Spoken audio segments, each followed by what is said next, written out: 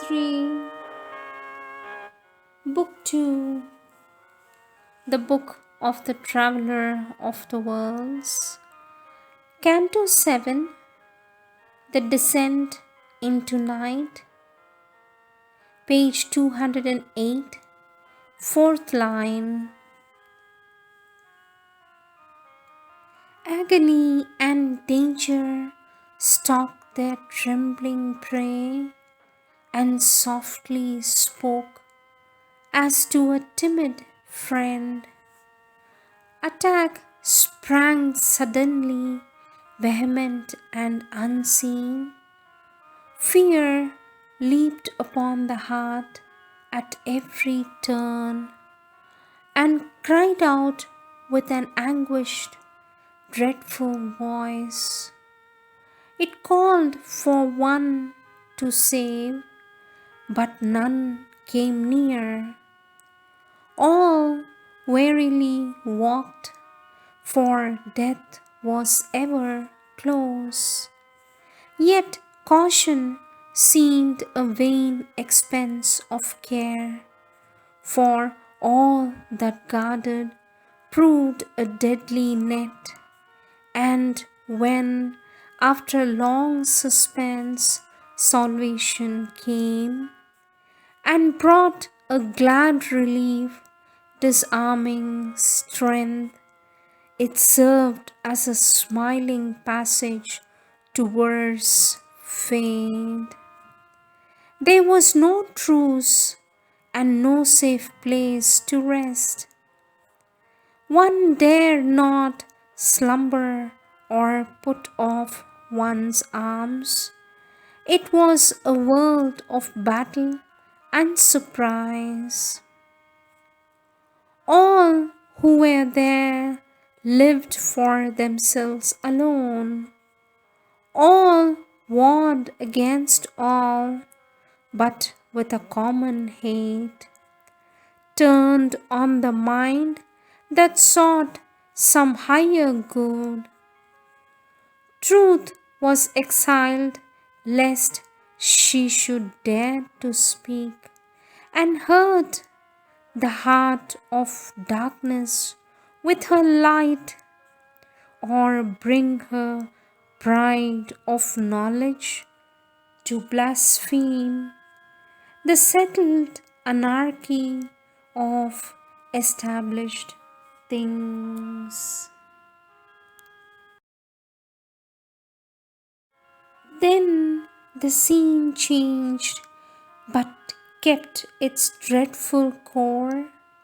Altering its form, the life remained the same. A capital was there without a state. It had no ruler, only groups that strove. He saw a city of ancient ignorance, founded upon a soil that knew not light. There each in his own darkness walked alone. Only they agreed to differ in evil's paths, to live in their own way for their own selves, or to enforce a common lie and wrong. Their ego was lord upon his peacock seat, and falsehood sat by him, his mate and queen. The world turned to them as heaven to truth and God. Injustice justified by firm decrees, the sovereign weights of errors legalized trade, but all the weights were false and none the same. Ever she watched with her balance and a sword, lest any sacrilegious word expose the sanctified formulas of her old misrule. In high professions wrapped self-will walked wide, and license stalked, prating of order and right. There was no altar raised to liberty. True freedom was abhorred and hunted down. Harmony and tolerance nowhere could be seen. Each group proclaimed its dire and naked law. A frame of ethics knobbed with scriptural rules, or a theory passionately believed and praised, a table seemed of high heaven's sacred code. A formal practice mailed an iron shod gave to a rude and ruthless warrior kind drawn from the savage bowels of the earth a proud, stern poise of harsh nobility, a civic posture rigid and formidable. But all their private acts belied the pose. Power and utility were their truth and right. An eager rapacity clothed its coveted good.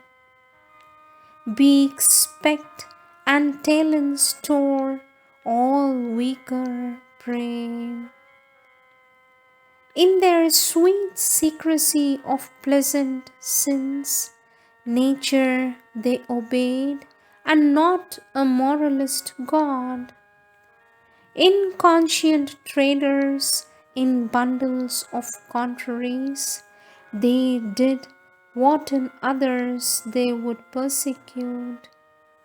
When their eyes looked upon their fellows' vice, an indignation flamed a virtuous wrath, oblivious of their own deep-hid offense, mob-like they stoned a neighbor caught in sin.